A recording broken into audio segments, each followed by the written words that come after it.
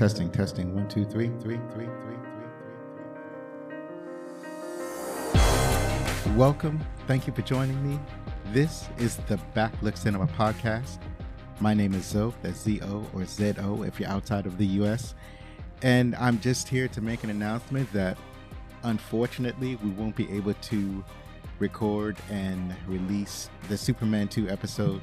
It was supposed to be recorded last night, and then I was supposed to release it this morning or something of that nature. But it doesn't matter because our internet went out last night and we weren't able to do anything. So apologies for everybody that was hotly anticipating our talk about Superman 2. And we're going to actually push that episode back maybe a couple of weeks because next week we're going to have an all new episode with a special guest. We're going to have Beth from Made for TV Movie Club podcast.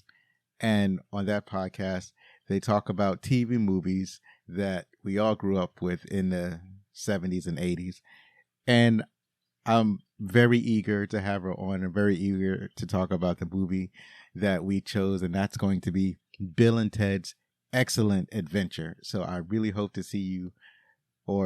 I really hope that you get a chance to listen to the episode next week because I won't be able to see you because I'm not at that level where I want to stream episodes visually or whatever. Anyways, I'm getting into the weeds. I'm looking forward to having Beth on so we can talk about this movie and we could talk about our podcast because it's a fabulous podcast. We grew up in the same time period. And those cheesy, corny TV movies were a trip. And she and her co-host, they talk about it in such a way that you don't have to watch these movies in order to enjoy their podcast. And I haven't watched any of the movies so far that they've talked about, but I've had a blast listening to them. So if you haven't already, please go check out Beth and Kirsten on the Made for TV Movie Club podcast and check out the fun time that they have talking about these crazy made for TV movies that were highly popular in the 70s and 80s. And I think even a couple of them in the early 90s. So anyway, since I don't have a regular episode, I might as well put out a bonus episode. So I want to go ahead and talk about the movie that me and Zach just saw a couple of days ago. It was Thor, Love and Thunder.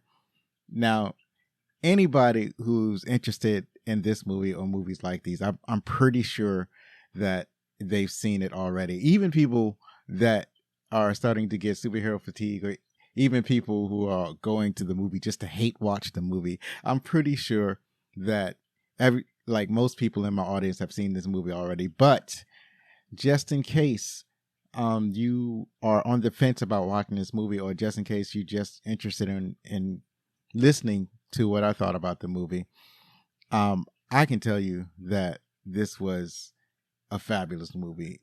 Both me and Zach had a great time at the theater watching this movie. It was a lot of fun.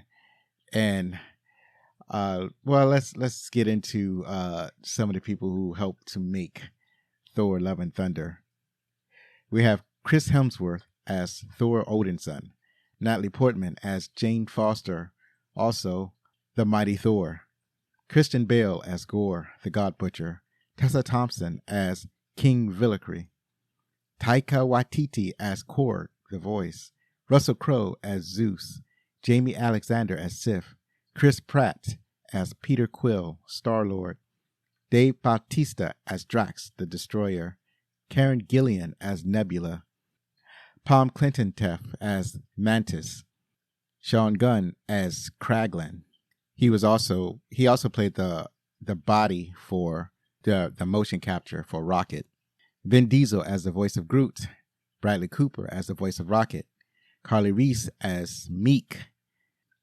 This movie was directed by Taika Waititi, with story by Jennifer Caitlin Robinson and the characters based on Stan Lee.